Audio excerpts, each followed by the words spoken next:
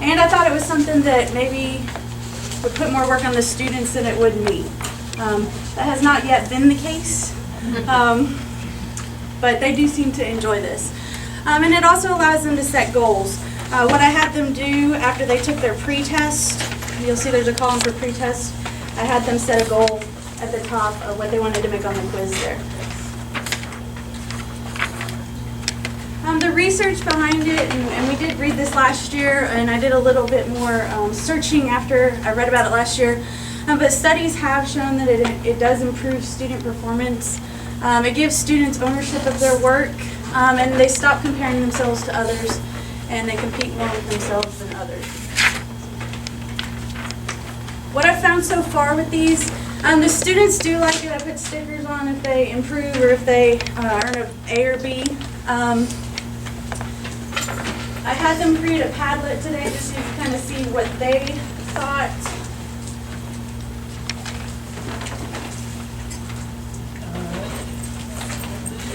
So these are what the students are saying about it. The majority of them like doing this. They say that it allows them to see their accomplishments. It allows them to see that they're improving. Some don't like it. One said, I don't really see the point. They can see their scores online. They can track them online. I will tell you the ones that don't like it are the ones that have been making 100s on everything. So they're not seeing any improvement. They're just seeing a full page. But the ones who are seeing improvement really do seem to like it. And even your lower students that you just don't think care, they do see improvement. Whether it's going from a 40 to a 60 or a 20 to a 40, they are seeing a little bit of improvement, and that's something you can kind of build on. I have a young lady that made a 20, or she wasn't doing very well on the quizzes at the beginning, making 20s, 30s. In the last few quizzes, she was making 80s on, and it was kind of fun to show her on her tracker, you didn't do so well here, but you've learned how to study through this. Look what you're doing now. So it is a good visual for them to see they are improving. It does take a little bit more effort on my behalf as far as planning goes. You have to create pre-tests to kind of see what they know before. The standards-based assessments are a little tougher than just slapping a test together. I did put my 9 weeks exam on your table, my Unit 1 test, just so you can kind of see what my standards-based assessments look like. I've got the standard, the SWVAT, so the student will be able to, and then the questions. And I made each part worth the same amount of points so that they could kind of see, the average grade at the top was an average of kind of what they have mastered in the class. So you're welcome to keep those if you want to kind of see how those are set up. The students do seem to be more aware of the learning targets, the standards, because they're seeing them over and over and you're talking about them more. They do seem to be more aware of what they're supposed to be learning or what they're supposed to be mastering. The most noticeable effect for the student data trackers I found is the average students. They're the ones that seem to grow the most from it. Again, your higher students that are making 100s on everything, they're not seeing a whole lot of improvement. And the ones that don't care, still don't really care, trying to find something that'll help them improve. But again, you do have those students that are making low at the beginning that make higher towards the end. This is what one of those student data, it's the exact same one. There's 2 of them that are filled out. So this is one of my higher students. You see the pre-tests, not so high, just because that's the pre-test. We haven't taught anything or done anything in class yet. But then they're making 90s and 100s on the quizzes and the tests. Here's one of my average students, and he can see growth as he's going through. For Unit 2, so I've done this for Unit 1, but for Unit 2 I'm adding a back to the student data tracker. So instead of them just saying, I want to make an 80 on the quiz, and that didn't turn out too good, but I'll email you guys this. It says, how are you going to do that? So I'm going to make flashcards, or I'm going to pay attention more and ask more questions in class. So it kind of gives them an opportunity not to just say, I want to make 100, but how am I going to get that 100? Recommendations if you're considering this. I wouldn't do it with a class that you're teaching for the first time. you kind of have to know where you're wanting to go with them before you make this. So I would make it towards the end of the year, which is what I did with the Unit 1. I actually made it at the end of last year, kind of while I had things fresh and knew where I wanted to go with them. It's okay not being perfect.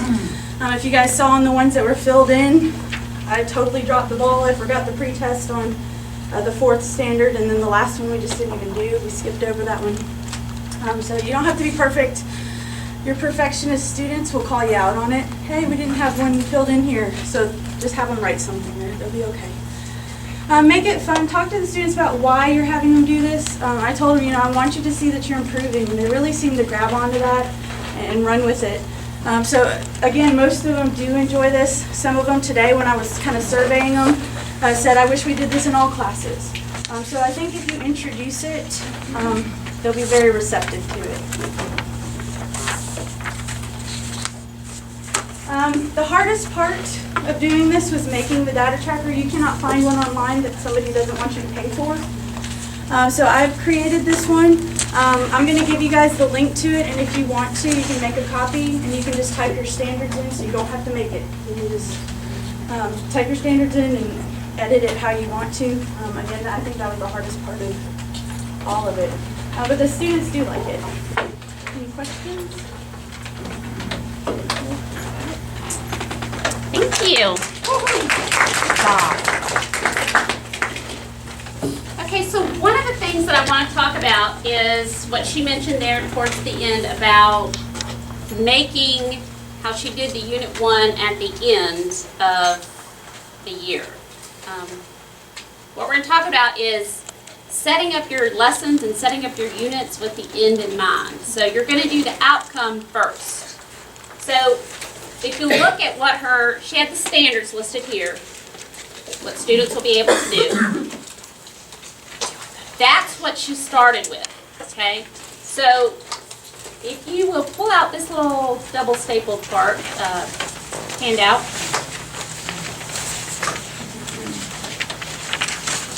The first thing you want to do when you plan a lesson, what's the first thing you want to do?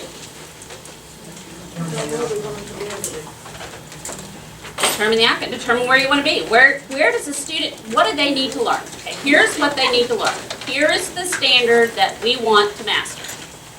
Kind of like she's going to ask her kids on the back side of the sheet for Unit 2 to say, okay, I want to make an 80, how do I go about getting there? Well, that's what you're going to do. I want my student to do this standard, how am I going to go about getting there? So the first thing that you do is going to be your outcome. Then you're going to plan the before, during, and after strategies. I'm not going to read through this whole packet. I just want you to take note that throughout each step, there is a formative assessment. Why would there be a formative assessment after the before, during, and after section? Why would that be important? Best laid plans, right? To guide what you do next. So even though I know what I'm doing in the end, sometimes it is not a straight line getting there. So sometimes I've got to take some detours and maybe re-teach or go back, or maybe I'm able to go a little bit further than I thought I was going to be able to go. If you look at the bottom of each section for step 2, 3, and 4, you'll see that it says consider assessment methods to determine if the strategy meets the purpose. So is it actually helping those students reach the outcome? Those are things like questioning, facilitating, monitoring, whiteboards, hands up, thumbs up. All of those are formative assessments. Group questioning, small group questioning, having them write in different color pens, all those kinds of strategies that we've talked about. So there's really 2 different strategies. There's one that teaches the student, that's differentiating in your instruction. And then there's another one that's actually your assessment. And sometimes we have to differentiate our assessment. Because sometimes a group question isn't going to tell me very much. Just now when I asked that question, I know that Kelly Whittington knew the answer. Maybe you all knew the answer, but I don't know that. because she's the only one that opened her mouth. So I got to have a way to know that each individual student is catching that chunk of what the lesson is. And I especially want to do that before I get to the end and give that summative assessment, and I'm like, oh, half the kids didn't know half the material. Then I got to start all over again. It's a whole lot easier for me to catch you up on one little section than for me to start at the end when I've gotten there and you didn't get there with me. Most importantly is step number 5, the reflection on assessments of outcome. So when we get to the end of the unit, if we don't reflect, like Ms. Elliott has them doing here, if they didn't meet the goal that they wanted to meet, why? And what can you do differently? Maybe you surpassed the goal you wanted to meet. Awesome. How do I replicate that? So without reflection, it's just an activity. It's not really going to get us anywhere. So on the back of the paper where you're filling in the students that you could remember, you see a 2-column chart and it says what I want to assess and then tool that best informs me of that instruction. So I just want you to make think of the unit that you are in right now. What do you want to assess? You can have 2 things, you can have 6 things. What do you want to assess your students on in the unit they're in right now?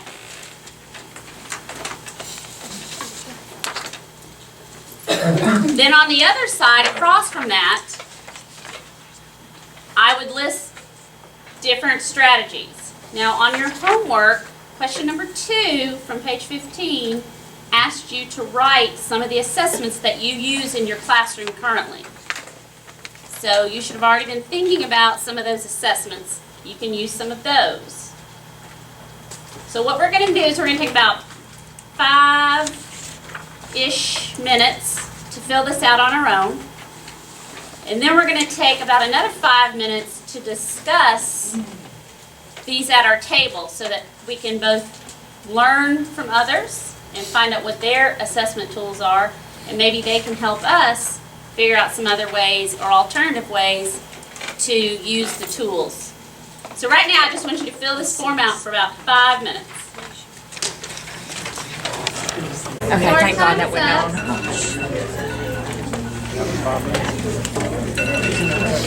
I don't know how to turn it off. So Give it to me. stop. Okay, stop. Okay. All right, one thing I would like to know is if any of you looked at the front side of your paper when you were filling out the back side. Did you take into consideration any of those students and how they learned when you were filling out how you were going to assess? Yeah, but I didn't have to look. Okay, well, or were you able to do it without looking? That's fine.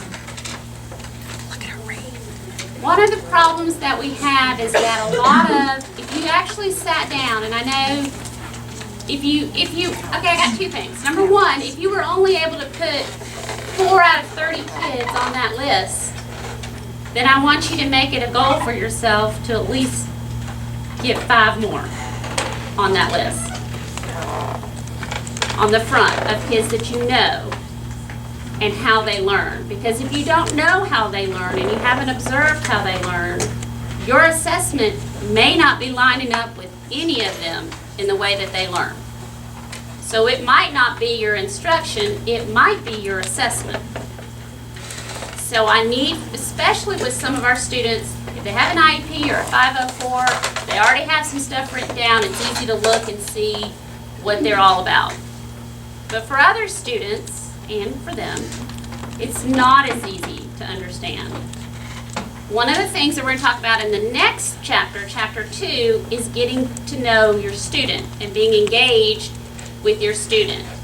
And that also we're going to do survey questions, which also parlays into the fact that we are going to do, as a whole school, a survey as part of our educator effectiveness. And so this will tie in directly to that. So as you read chapter 2, your homework, which is on page 32, the questions in the back, the second, question number 2, is going to ask you about questions you would ask at the beginning of the year to get to know your students.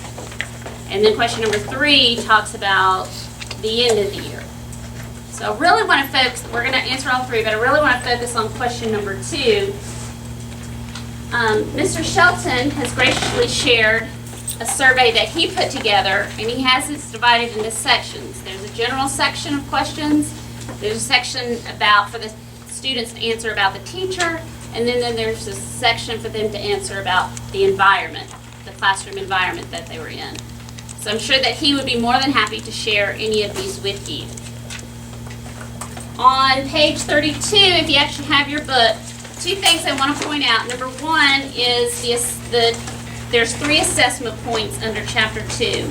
You're going to be looking at the fact that effective assessors know that they have to build time into their work week to get to know and reflect on who their students are as people. That was looking at the front of your sheet. And effective assessors use what they learn from the data to improve their practice. That's what you had on the back of the sheet. That's what you had from listing your tests by standards, like Miss Elliott did, what she had from the SWBAT form, and also what you learned from Miss Young. And perhaps you're doing something in your class. So if you are doing something along these lines that is tracking student self-assessment, I would love to know about it. And I would love for you to share that with everyone else. So before Dr. Dowdy gets up to talk to you about what he brought, I don't think I had enough, but if you got an emoji exit slip, if you would go ahead and fill out your emoji exit slip, and then you can leave that up here with the homework as we. I'll let everybody do their emoji exit for those of you that haven't.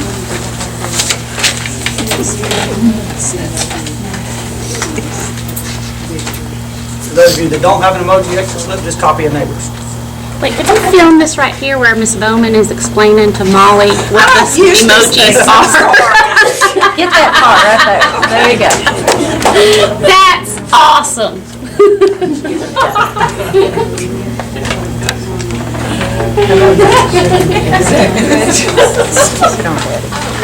I think they're coming up with their own meaning.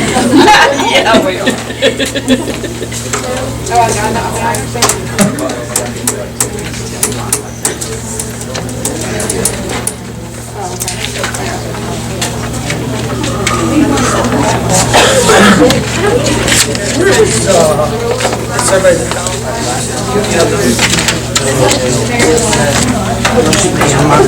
Okay, first and foremost, whoever put the fall break in was a genius. Thank you very much.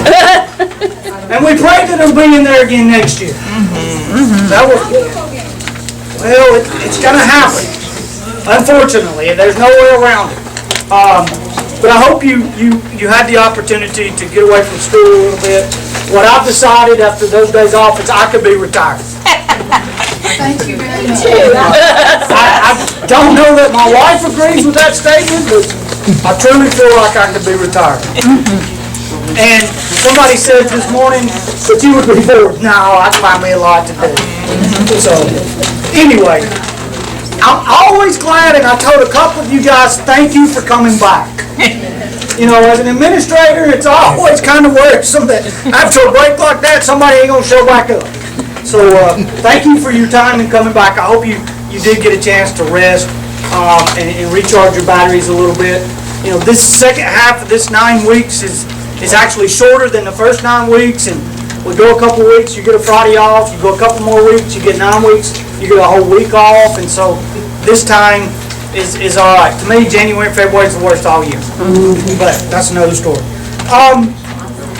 Couple of things. As I'm sitting and listening, the thing that I love to hear is us talking about education, us talking about teaching kids, us talking about the great things that you guys are doing in the classroom.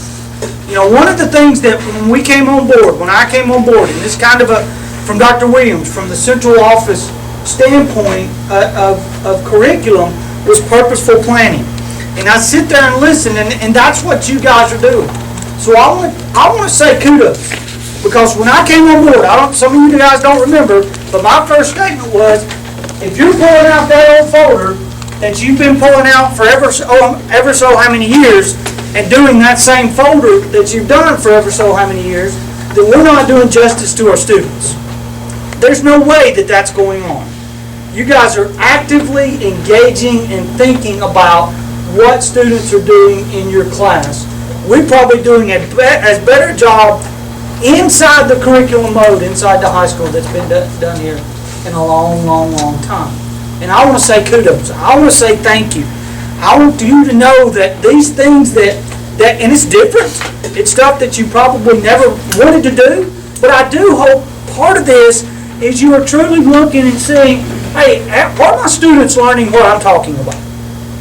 And we've talked before, the pressure's off a little bit, but it's important for our students to know something's very good, all right? So that's what I want you to know. That's exactly what we've been trying to do. The thing with the graph thingy that she did, it puts students in charge of their own learning. It puts that in front of them. Now we know some of them, unfortunately, and I hate to use the word unmotivated, but sometimes students are unmotivated. But the other part of that is it's our job to do whatever it is to try to get them motivated. But when you do that, when you put that in front of them, and you show them where they're at or where they can be or how far that they can grow, even the toughest students like to see progress. And so I thought that was a great activity.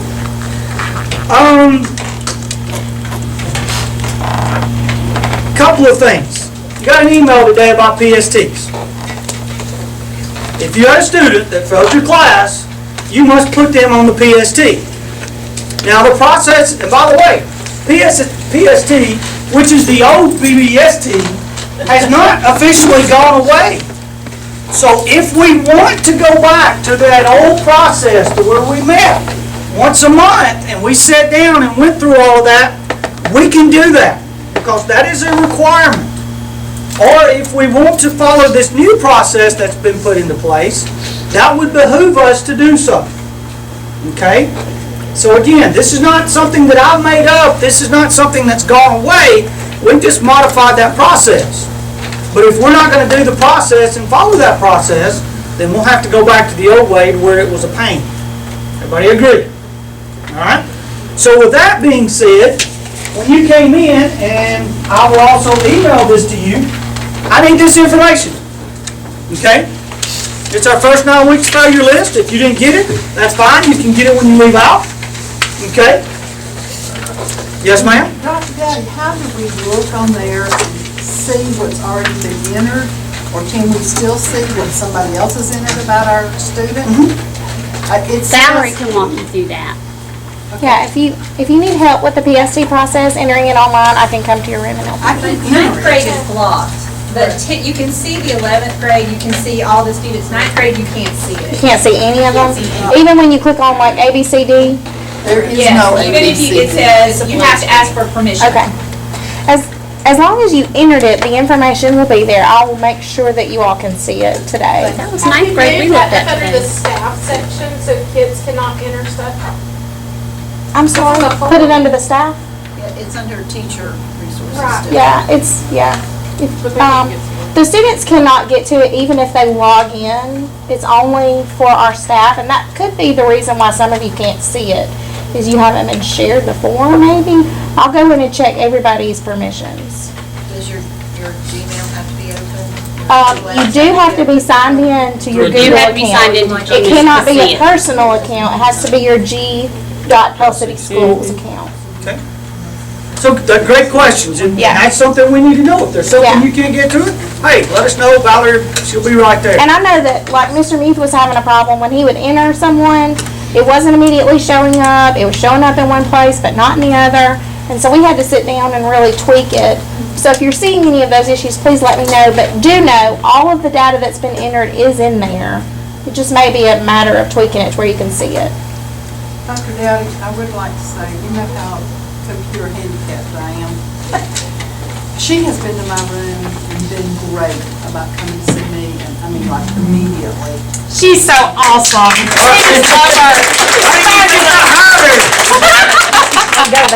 Listen, I don't do a lot of things very well, but I do try to hire the right people in the right spots. So, Well, that was 2 today. yes, sir.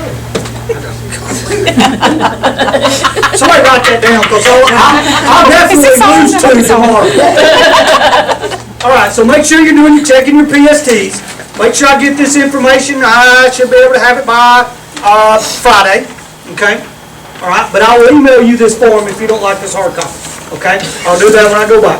When you do this, I need for you to keep a copy of this for your records too. So make me a copy, send it to me. You can email it to me and I'll print it, however how you want to do it. But you make sure that you keep a copy of that also. I'm going to give you my disclaimer. It probably would be a very good idea at the end of your first 9 weeks, and especially after you look at this, to double check your IEP and your 504 students. Please remember, you are bound by law. And your EL students. I got to add, because here's the deal, if y'all haven't figured out by now, EL is the next,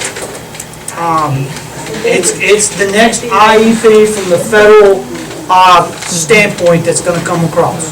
I'll tell you right now, if you have an EL student, they cannot fail. If it's due to a learning barrier. If it's due to a learning or a language barrier. And I was in a meeting where I was told, you cannot fail an EL student. We'll talk about that later if you got any questions. All right?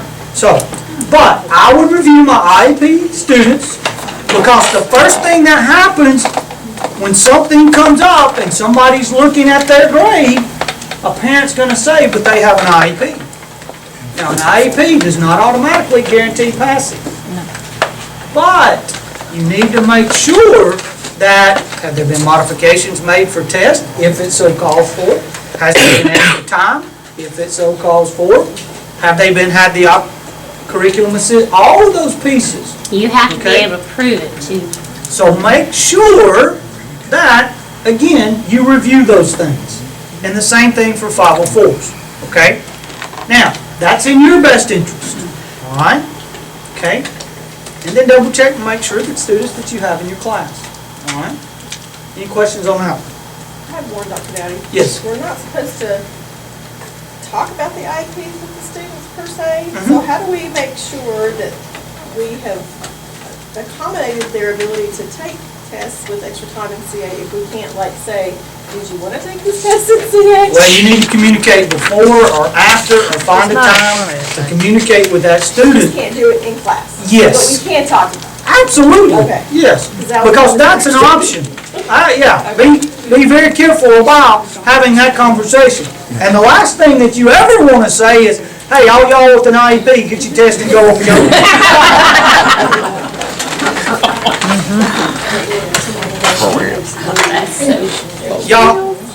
Y'all think I'm kidding?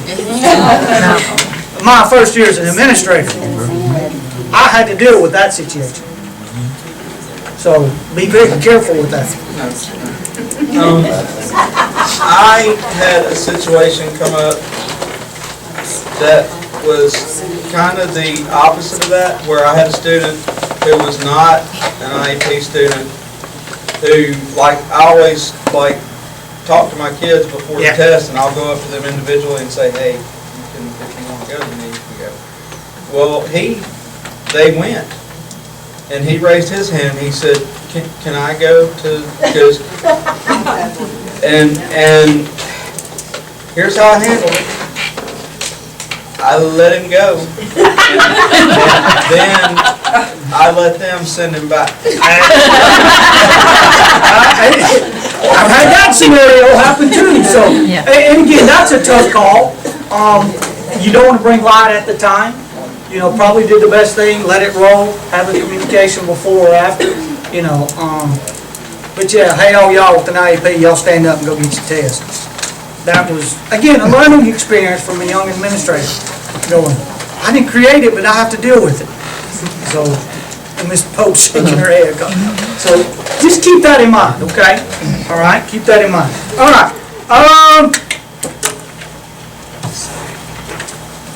Ms. C mentioned that Mr. Shelton has kind of created a survey, a student survey. Remember, we've talked about this over the last couple of years about giving the ability for the students to I hate to use the word grade, but to respond to you. Give feedback. Feedback, great word, feedback.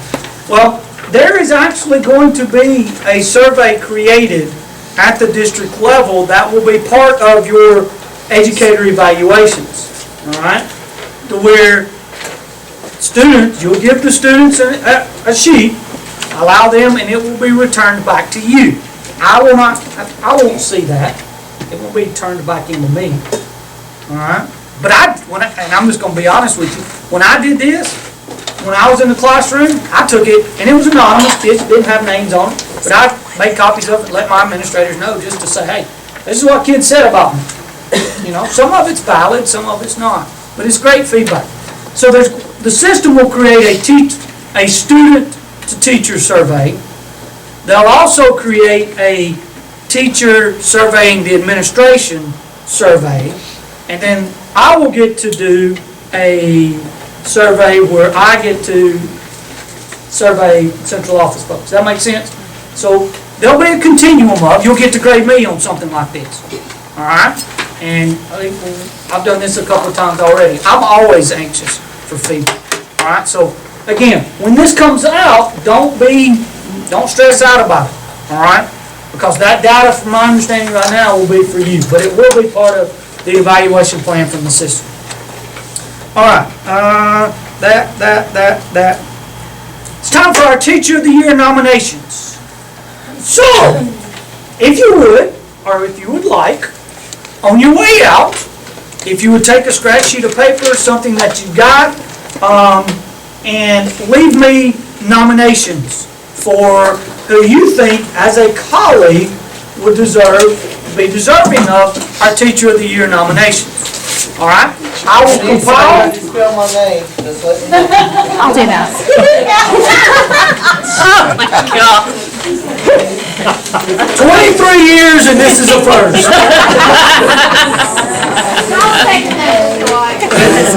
Politicking for their own Teacher of the Year nomination. Do you want Valerie to put that on the sign? Yeah, what I'll do is I'll take these nominations, I'll send you an email out. I will gather these up over a couple of days, and then after a couple of days, we'll choose the top 2 or 3, and then we'll put it on the sign-in by the end of the week. Okay? All right? Now remember, our Teacher of the Year candidates go on to be, they go on for the System Teacher of the Year, the JSU Teacher of the Year candidates, and the State Teacher of the Year candidates. So, you know, those are the components that you want to look at. All right. Now I know, I'm just trying to think. I know Miss Ingram was our candidate last year. I think Miss Tallbush, Miss Rachel Tallbush was the year before. Wagaspike was 1 year, and then Mr. Brown, were you the one the year before that? Was that right? Yes, you were. I can remember. You got a biscuit. Who can't remember the last 4? Anybody remember? Miss Inez. Was it Miss Inez? Was 1 year. Okay. And I was. Miss Bowman's recently. So those are our recent candidates. Not to say that they wouldn't be great candidates, but if there's somebody else out there that you feel will do a great job amongst your peers, if you would You can get a please. biscuit. You might get a biscuit. Okay. Listen, you're fixing to be dismissed. They did this time. You'll get to come with Dr. Kinley 2 days a week at 6:30. All right, that's all I have. Oh, no. Oh, You got in your packet, you'll notice that this sheet right here, this is called text to tip. All right, what this is, okay, and this is an anonymous tip line for our students to report to us drugs, weapons, serious behavior of that nature, okay? It's anonymous, all right? So, when I announce this tomorrow and kind of try to talk to our students about it, you guys may have to answer some questions. They text this number, 274-637, which actually spells out crimes, okay? And then, in order to text something, they have to use PCHS blank and then whatever they need to say, okay? So if they don't put that PCHS out front, we don't actually get this information, all right? Now, this is designed because our students know a heck of a lot more about what's going on than we do sometimes. This is designed for their students to take care of the safety and well-being of our campus, okay? If somebody's got drugs, we need to know about it. If somebody's got a weapon, we need to know about it. If somebody's going to get in a fight, we need to know about it. One of the main things that I thought about this is that in the past year, there are students that have been involved with self-harming behavior, and y'all know what I'm talking about. In each one of those cases, there was somebody, another student, that knew kind of what might have been going on prior to that situation. Does that make sense? And so this would give our students, and this is probably the biggest piece of the puzzle for me that will help us, is if we have students with those self-harming behaviors. Because they can be at home and they can say, my friend so-and-so has thought about this or has talked about this. Now, we may not be able to solve it. We may not be able to fix it. But if we know that there's something going on in the student's life, and a lot of this will happen probably after school, that'll give us an opportunity to make contact and hopefully provide support that these students need. Okay? And so that's the big piece of that. If you'll notice, and don't leave this room, the word bullying is not in here. Okay? Because unfortunately that word, which it could be somebody's messing with somebody, all right? But then everything that gets attached in school today gets put under that broad umbrella. Okay? Now, granted, when this goes out, we'll probably have some students trying to get somebody else in trouble. We'll probably be chasing a lot of rabbits, if y'all know what that means. Okay? But it gives us, I hope, an opportunity for our students to help communicate with us what they know what's going on. All right? What do you guys think? Good, bad? I mean, There was a question earlier already about if they wanted to text a tip during class. they're going to have to do it. They're not given permission to text. Okay? So, the good question. Think about it, they probably won't do it. No, because they don't I want to. understand that. Is that going to be discussed at the information in the morning? Did you say that they're going to? Yeah, what I'm gonna do tomorrow on the announcements during advisory probably is I'm gonna talk about this, and we're gonna put some flyers up around the school so that the students will know, some of them are gonna say crimes, what does that mean? Where do you get those letters from? I mean, I hate to say that, but I'll talk about this, and so if you'll post it on your door, post it somewhere close where students can see it, that'll be the first part of that information. And there'll be some continual conversations about it. All I think right? you should make a video. Can you be on our news?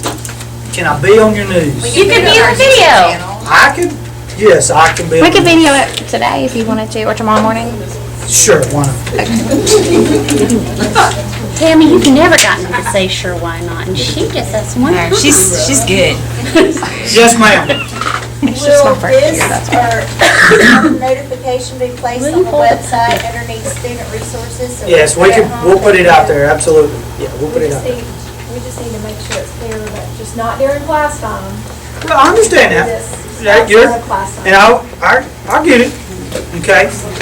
All right? Now, and just so that you know, what happens is, when something comes in, it goes to an email that goes to all the administrators. And we can click on the email and we can get the information. If it's an after-school event, we can communicate back and forth with that person. I don't know who I'm communicating with, they're assigned a number, but there's the ability to help provide support at that time, okay? Again, the main reason that we brought this on board is because of the situations that students have been in over the past couple of years, okay? Now, school safety is first and foremost, don't get me wrong. But in the couple of situations that we dealt with students, we would have hoped that somebody may have shared something with us that could have helped them, okay? That's the main reason that not that I'm looking or saying that we got problems. Every school in America's got a problem, okay? But this is really for that side of that coin, if that makes sense, okay? Any thoughts?